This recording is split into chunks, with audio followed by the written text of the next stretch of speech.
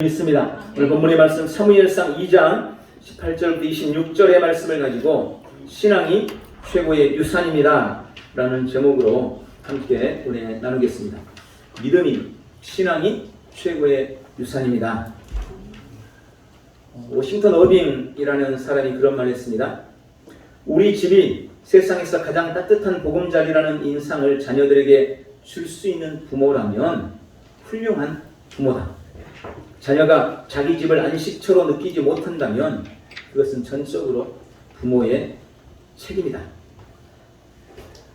유명한 아브라함 링컨이 대통령으로 재임할 때 자신의 인생에 대해서 회고하면서 그런 말을 했습니다. 내 인생이 성공한 인생이라면 그것은 오직 신실한 믿음의 소유자였던 내 어머니 때문입니다.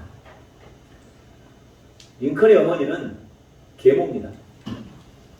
그러나 그녀는 신앙으로 링컨을 양육했고 링컨 역시 그 어머니의 신앙과 헌신적인 노력이 자신을 만들었다는 것을 잘 알고 있었던 것입니다.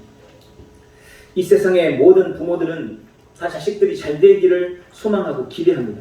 그러나 정작 아이들 인생을 위해 부모로서 어떻게 해야 할지 모르는 사람들이 너무나 많이 있습니다.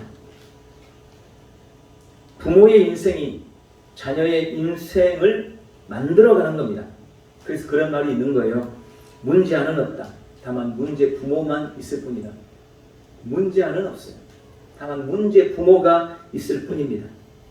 오늘 함께 읽은 본문에는 두 부모 그리고 두 자녀가 등장합니다. 제사장 엘리와 그의 자녀 홈니와 비느하스, 그리고 기도와 헌신의 사람으로 알려진 한나와 그의 아들 사무엘이 등장합니다. 오늘 이들의 이야기를 통해 하나님께서 우리에게 하시는 약속을 발견하고 부모는 부모대로 또 자녀는 자녀대로 하나님 앞에서 우리가 어떤 삶을 살아가야 할지를 결단하는 복된 시간이 되기를 축복합니다. 주님은 오늘 본문의 말씀을 통해서 부모의 신앙으로 자녀 인생에 복을 주시겠다고 약속하고 계십니다. 말씀드린 것처럼 이 땅에 어느 부모님들 자식이 잘못되기를 바라면서 양육하겠습니까? 자식이 잘되기를 기대하면서 교육시키는 부모가 한 명이라도 있겠습니까? 없을 겁니다. 다 잘되기를 바라죠. 그러나 늘 결과는 부모의 바람대로 되지 않는 것을 우리는 너무나 많이 보고 있습니다. 그야말로 자녀 문제만큼은 부모의 뜻대로 안 된다라는 것이 부모로서 우리가 내리는 결론인 것 같습니다. 본문에 등장하는 엘리 제사장이나 한나가 그 자녀들을 어떤 식으로 교육했는가 하는 부분을 성경이 구체적으로 밝히고 있지는 않습니다. 그러나 우리는 오늘 본문에서 그 자녀들의 모습을 통해 또 그들의 부모들의 이 짧은 이야기들을 통해 그들의 신앙과 교육을 어느 정도 이해할 수가 있습니다. 오늘 본문에 등장하는 이 엘리라는 사람은 당대의 대제사장입니다. 여러분, 사무엘이 마지막 사사이기도 하고 또 첫 번째 사사이기도 한 그런 사람이, 마지막 사사이기도 한 사람이 사무엘이에요. 그러니까 사사시대를 지금 쭉 지나오고 있는 겁니다. 사사시대라는 말은 아직 왕이 없던 때라는 말입니다. 그리고 사사도 지금 사역하지 않은 지가 오래되었습니다. 이제 사무엘이 자라고 있는 거예요. 마지막 사사입니다. 그렇다면 그 당시 왕도 없고 아직 사사들도 사역하고 있지 않은 그때에 이스라엘을 통치하고 지도했던 사람이 누구였겠습니까? 하나님이 세운 대제사장. 수많은 제사장들 중에서도 대제사장인 엘리가 당시 이스라엘의 거의 통치자였고 이스라엘에게 엄청난 영향력을 미치는 사람이었음을 우리는 너무나 쉽게 발견할 수 있습니다. 그런 영적인 지도자였고 온 백성들에게 권력을 행사하고 또 영향력을 미치는 엘리였지만 그러나 그런 엘리였다도 자기 자녀들만큼은 어찌하지 못했던 것 같아요. 그래서 오늘 본문 앞절에 사무엘상 2장 12절에 의하면 그들이 행실이 매우 나빴고 여호와를 알지 못했다. 여러분, 아버지가 대제사장인데 이제 곧 그들도 나이 들면 30살이 되면 제사장의 직무를 감당하고 성전에서 하나님을 섬기는 일을 해야 되고 백성들에게 죄를 사해주고 그들을 상담하고 그들의 병을 고쳐주고 이 중요한 사역을 감당해야 할 제사장의 자녀들이 악행을 저지르고 하나님을 알지 못했다 라고 기록하고 있는 것입니다. 이 말은 아버지 엘리가 그의 자녀들에게 바른 신앙 교육을 하지 못했다라는 것을 우리가 유추해 볼 수 있는 겁니다. 결국 반복되는 그들의 죄 때문에 하나님은 이 엘리의 두 아들 홈니와 비느하스를 오늘 본문에 말씀한 것처럼 죽이기로 뜻하셨습니다. 하나님이 죽이기로 결정했다. 이건 성경에 매우 드문 일입니다. 하나님이 죽이기로 결정했습니다. 신약에 보면 정말 하나님으로부터 예수님으로부터 비난, 모욕적인 말, 치욕적인 말, 정말 저주의 말을 들은 사람이 있죠. 바로 유다입니다. 예수님이 그에 대해서 뭐라고 말씀합니까? 그는 차라리 나지 않았으면 좋았을 뻔했다. 근데 구약에 하나님께서 정말 저주했던 한 사람, 두 사람을 뽑으라면 바로 이들인 거예요. 하나님께서 죽이기로 결정했다. 작정했다. 정말 불행한 일이 그들에게 벌어진 것입니다. 그럼 이 두 아들의 불행, 하나님이 죽이기로 결정한 이 일의 책임은 도대체 누구에게 있겠습니까? 물론 이 당시 하나님께서 그들을 죽이기로 결정했을 때 홈리와 비느하스는 이미 성인이었습니다. 그러니 당연히 성인인 그들의 책임이었을 것입니다. 맞습니다. 그러나 그럼에도 불구하고 그렇다면 그 아이들을 그렇게 양육하고 그렇게 키운 그것도 대제사장인 엘리에게는 전혀 책임이 없는 걸까요? 정말 엘리에게는 책임이 없을까요? 또 오늘 본문에 한나라는 여인이 등장합니다. 한나는 어린 사무엘을 기도를 통해 썼습니다. 사무엘상 1장에 보면 한나가 어떻게 사무엘을 얻었는지 너무나 잘 기록되어 있죠. 아이를 간절히 원했지만 아이가 없었습니다. 얼마나 하나님 앞에 나와서 통회하며 간구하며 기도했는지 하나님이 그녀의 기도를 들으시고 한나에게 자녀를 허락하시는데 그게 바로 사무엘이었어요. 그리고 사무엘은 하나님께 응답받고 한나는 하나님께 사무엘을 응답받고 내가 아이를 낳으면 그 아이를 하나님께 바치겠습니다 라고 서원했습니다. 어렵게 아들을 얻었을 때 그 아들이 한나에게 얼마나 소중하고 귀중했겠습니까? 정말 눈에 넣어도 아프지 않은 그럴 아이였을 겁니다. 한나는 그 아이를 눈에 넣어도 아프지 않을 귀한 아들을 서원대로 하나님 앞에 바치게 됩니다. 그녀는 변함없는 예배 생활과 기도 생활로 사무엘에게 선한 영향력을 미쳤습니다. 사무엘은 어린 나이였지만 신앙과 삶의 모습이 바르고 온전했다고 성경은 기록하고 있습니다. 또 우리가 한나와 사무엘의 관계를 통해서 알게 되는 또 한 가지는 사무엘은 젖된 이후에 부모로부터 떨어졌습니다. 성전에서 엘리 밑에서 대제사장 밑에서 성전에 바쳐진 아이로 삶을 살았습니다.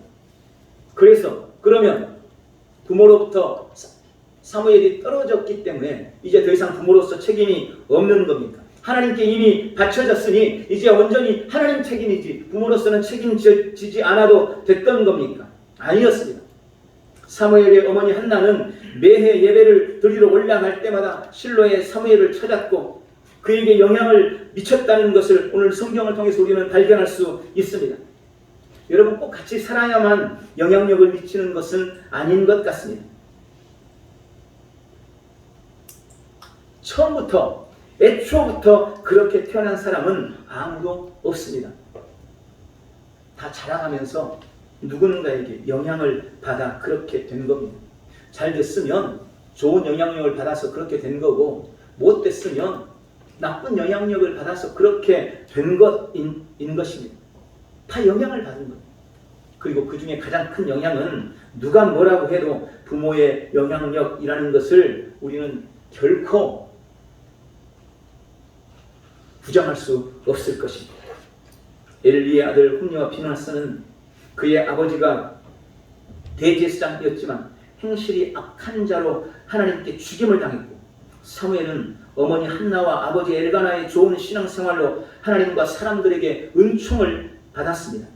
여러분, 우리가 반드시 기억해야 합니다. 하나님은 우리 부모의 신앙과 생활을 보시고 자녀들의 삶을 어떻게 이끄실지 그 근거로 삼는다는 것을 믿으시기 바랍니다.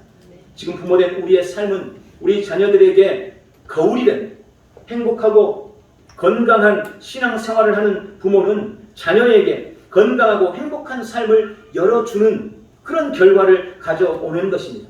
오늘 주님은 부모의 신앙이 자녀의 신앙의 화와 복을 결정짓는 중요한 역할을 한다는 사실을 분명히 말씀하고 있음을 우리가 깊이 깨닫고 우리 자신들을 돌아보고 우리를 경계하는 복되고 귀한 시간 되시기를 축복합니다.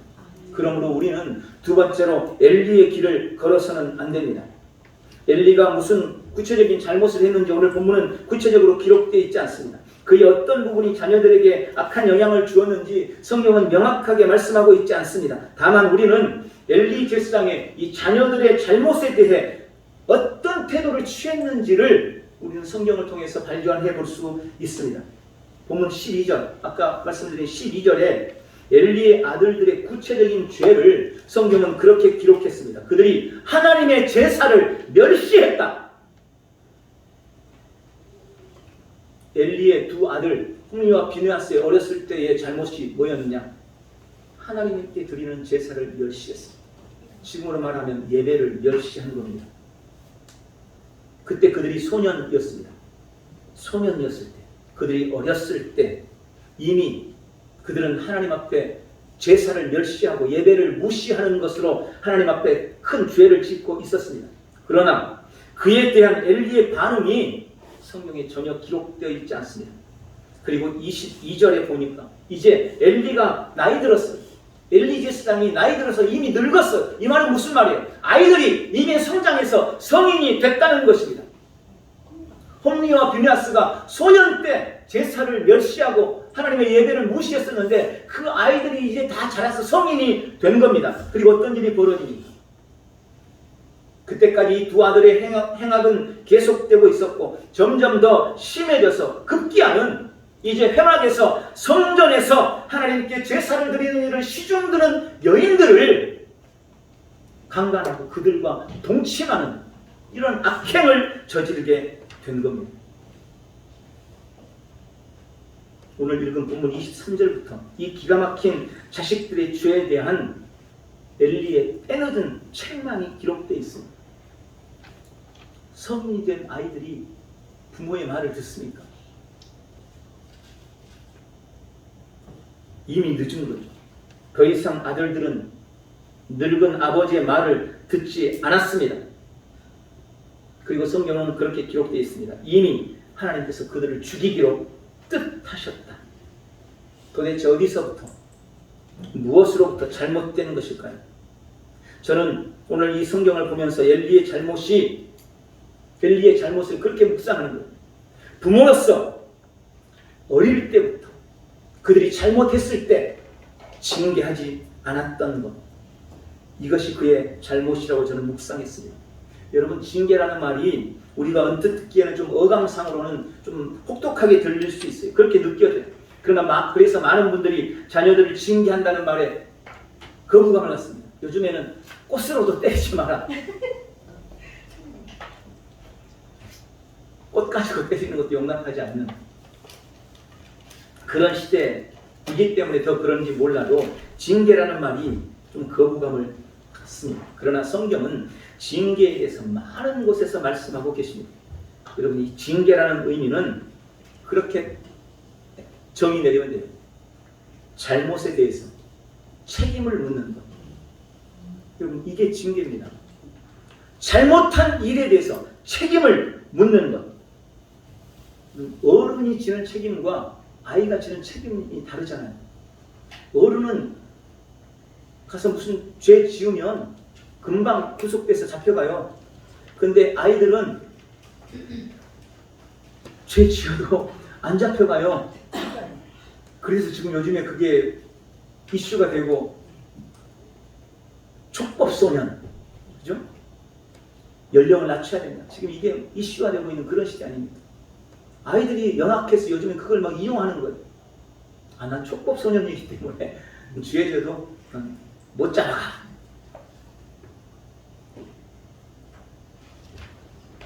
그래서 어린 아이들한테 지우는 책임이 다르고 어른한테 지우는 책임이 각각 다른 거예요. 징계하라고 하니까 무슨 어린 아이한테 무슨 어른을 징계하듯이 그렇게 하라는 말이 아니는 거잖아요. 아이는 아이로서 자신이 한 잘못에 대해서 책임지는 법을 어렸을 때부터 배워야 돼요. 반드시 가르쳐야 되는 것입니다. 어려서도, 아무리 어려도 내가 잘못한 것에 대해서는 이게 잘못이구나 하고 스스로 책임질 수 있도록 반드시 징계가 필요하다는 것을 우리는 알아야 합니다. 여러분, 하나님도 우리를 징계하세요.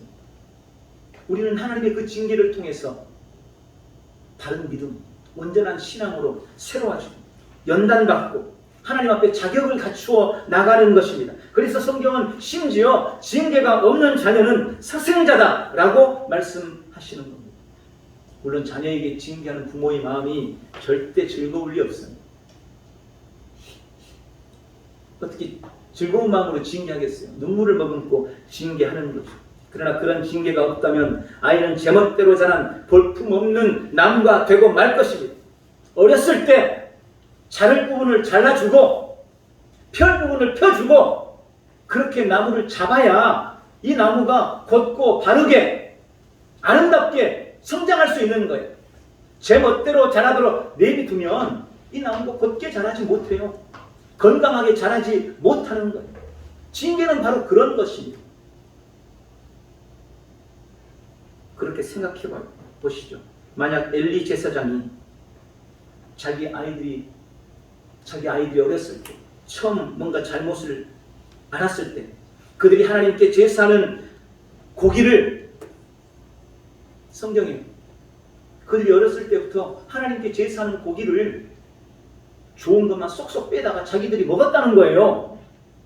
이 사실을 엘리가 처음 알았을 때 자기 두 아들을 불러다 놓고 너 지금 뭐 하는 짓이냐고. 왜 하나님께 바쳐진 제물을 너희가 손을 대느냐고.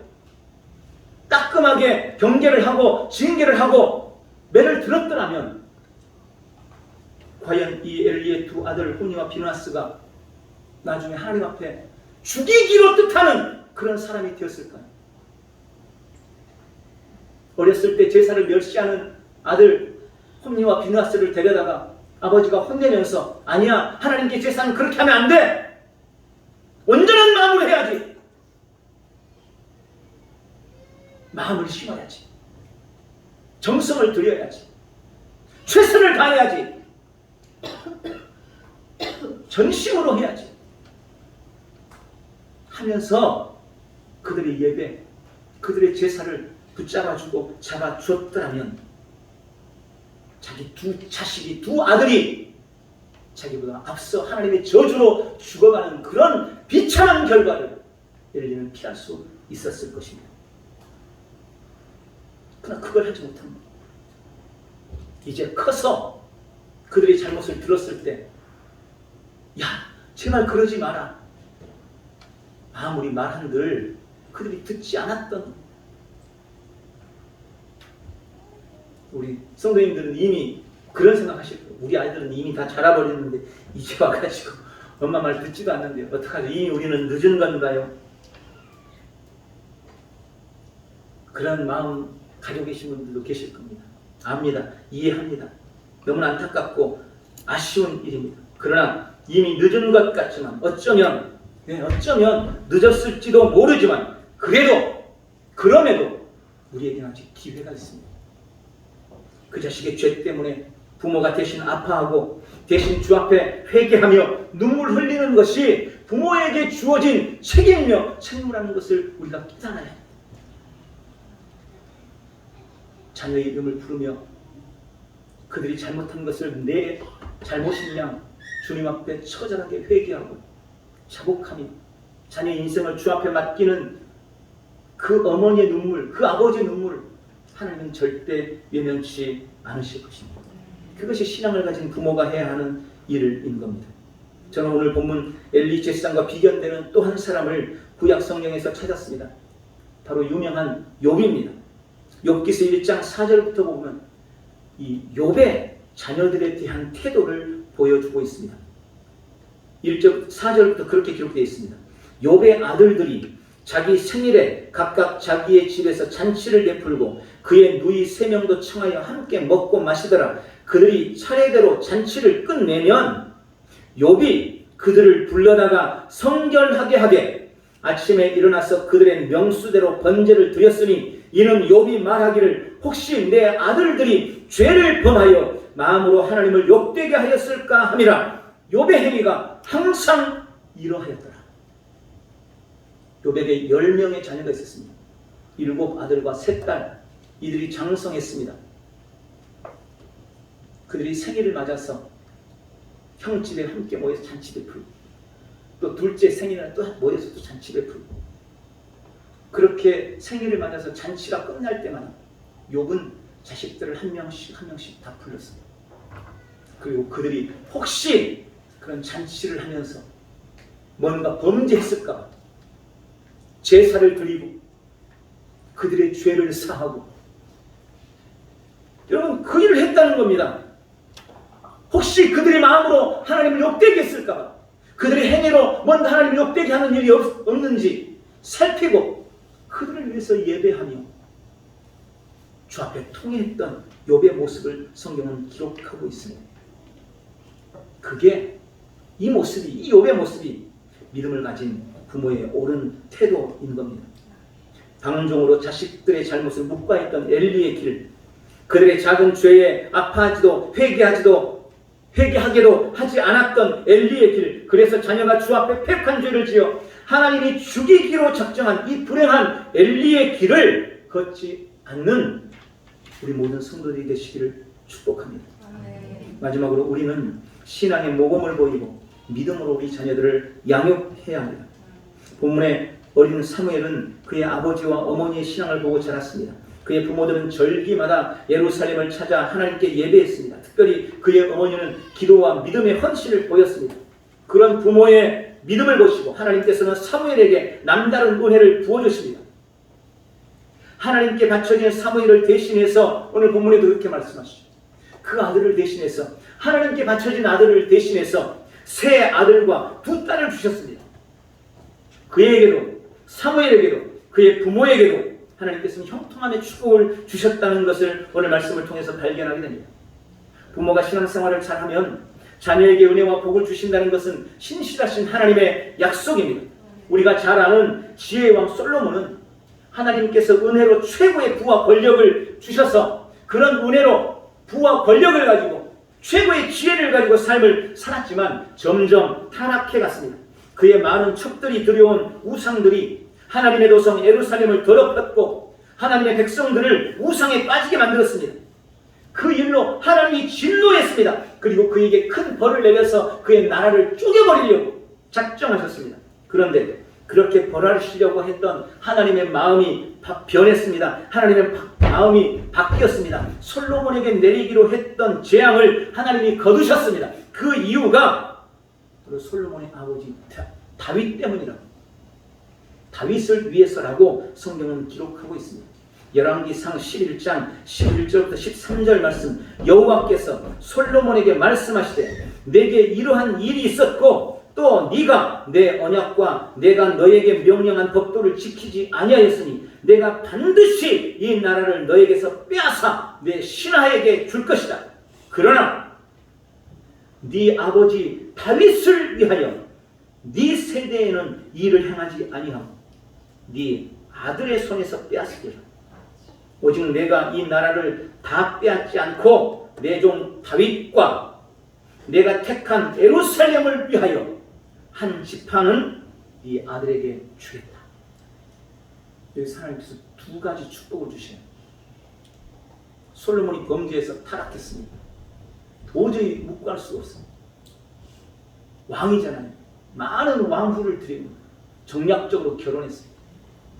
그녀들이 우상을 가지고 들어와서 예루살렘이 더럽혀지기 시작했습니다. 하나님이 눈 뜨고 볼 수가 없습니다. 그래서 하나님이 도저히 내가 못 참겠다. 내가 널 가만두지 않겠다. 이 나라를 쪼개버릴 것이다. 그랬는데 하나님이 마음을 돌이킨 겁니다. 왜? 다윗 때문에. 네 아버지 다윗 때문에. 내가 네 아버지 다윗에게 한 약속 때문에. 내가 너 아버지 그 다윗의 신실함 때문에 너 대에는 그렇게 하지 않겠다. 그리고 또 한 가지. 네 아버지 다윗 때문에 네가 다 쳐내야 되는데 한 지파는 그에게 주겠다. 누구 때문에요? 아버지 때문에. 아버지 다윗 때문에. 다윗의 신앙 때문에. 다윗의 믿음 때문에. 여러분, 어머니의 믿음, 아버지의 신앙, 이게 내 자녀에게 어떤 영향을 미치는지 오늘 이 말씀을 통해서 분명히 깨달으시기 바랍니다. 여러분, 지금 다윗이 살아있는 것도 아니에요. 이미 다윗은 죽었어요. 그럼에도 불구하고 하나님은 이미 죽었지만 그 다윗의 신실함과 그 다윗의 믿음을 보시고 자기 아들, 다윗의 아들 솔로몬에게 임할 저주를 감해주고 유보시켜 주시는 겁니다. 이것이 하나님이 신실하게 당신을 바라고 믿는 우리에게 주시는 놀라운 약속이며 축복이라는 것을 기억하시기 바랍니다. 이것이 주님의 약속이에요. 그러므로 부모된 여러분, 부모가 먼저, 우리가 먼저 주님 앞에 신실해야 합니다. 나부터 좋은 그리스도인이 되어야 합니다. 지금 나의 불신과 죄악이 내 자녀에게 고통과 아픔과 저주를 줄 수도 있고, 지금 나의 믿음, 나의 주를 향한 나의 신실함이 우리 자녀에게 은혜와 축복을 가져다 준다는 것을 분명히 알고 나 자신부터 신실하게 믿음의 모습을 보여야 됩니다. 네, 우리 자녀들 내 마음대로 양육하기 쉽지 않죠. 정말 말도 안 들어요. 아무나. 그럴 땐 그냥 가만히 두고 기도하면서 내가 좋은 신앙의 모습을 보여야 돼요. 내가 먼저 주 앞에 신실해져야 돼요. 두 번째, 자녀들을 믿음으로 잘 양육해야 합니다. 내가 주 앞에 신실할 뿐만 아니라 우리는 우리 자녀들에게 좋은 신앙인이 되도록 양육해야 합니다. 부모는 신실한데 자녀들은 그렇지 못한 경우가 너무 많습니다. 목사로서 정말 저는 감사하게도 우리 아이들은 아직 안 그래요. 그게 너무 저는 감사합니다. 그런데 부끄럽지만 목사님 자녀들 중에서도 교회 장로님, 권사님들 자녀들 중에서도 얼마나 많은 자녀들이 부모의 신앙은 너무나 좋은데 그러지 못한 모습으로 삶을 살아가고 있는지 모릅니다. 정말 안타까운 일인 거죠. 오늘 사무엘은 그야말로 부모의 좋은 믿음을 유산으로 받았고 그 자신도 신실한 하나님의 사람으로 쓰임받았어요. 그런데 안타깝게도 사무엘은 자신의 그 믿음과 신앙을 자기 자식들에게는 그대로 유업으로 주지 못했어요. 이게 사무엘의 안타까운 점입니다. 사무엘의 자녀들도 나중에 폐역의 길을 걸었다는 것을 알게 됩니다. 엘리의 길을 걸은 겁니다. 사무엘상 8장 1절부터 3절에 보면 그런 내용들이 기록되어 있습니다. 사무엘의 자녀들. 오늘 이것이 우리에게 경계가 되기 바랍니다. 혹시 또 사무엘도 그랬는데 뭐 우리 자녀는 이렇게 생각하지 마시고 오히려 경계를 삼고 나는 내 자녀에게 좋은 신앙의 유업, 좋은 신앙으로 양육해야 되겠구나. 이런 결단이 있기를 축복합니다. 두 가지로 권면드리겠습니다. 첫 번째는 먼저 자녀에게 신앙의 모범을 보이십시오. 반복되는 것 같습니다. 최고의 교육은 모범이라는 말이 있습니다. 우리는 의도적으로 하나님 앞에서 우리 자녀들이 보는 앞에서 말씀 읽고 의도적으로 우리 자녀들이 보는 데서 기도하고 의도적으로 예배하는 모습을 자녀들에게 보여주어야 되는 겁니다. 힘들고 어려울 때 삶의 문제가 찾아올 때 누가 봐도 낙심할 수밖에 없고 온 식구들이 다 한숨 쉬고 있을 그때 나는 믿음의 사람이기 때문에 하나님을 의지하는 모습, 낙담하지 않고 우는 대신 찬송하고 우는 대신 기도하고 한숨 쉬는 대신 주의 전을 찾아 예배하고 이런 모습을 의도적으로 보여야 하는 것. 우리 자녀들이 의도적으로. 그것이 내 자녀에게 복을 주는 최고의 유산이 되기 때문입니다. 두 번째는 자녀에게 적극적으로 신앙을 교육해야 합니다. 여러분, 좋은 신앙에 대해서 가르쳐야 돼요. 기도를 가르쳐야 돼요. 예배를 가르쳐야 돼요. 말씀도 가르쳐야 돼요. 헌금도 가르쳐야 됩니다. 여러분, 헌금도 가르쳐야 됩니다. 가르치지 않으면 몰라요. 안 돼요. 필요할 때는 징계해야 됩니다. 그러니까 꼭 매를 때리라는 그런 말이 아니에요. 이걸 오해해가지고 자꾸 징계, 그러면 매 때리는 거 이런 식으로 생각하면 안 되고 잘못에 대해서 책임지는 법을 가르치라는 거예요.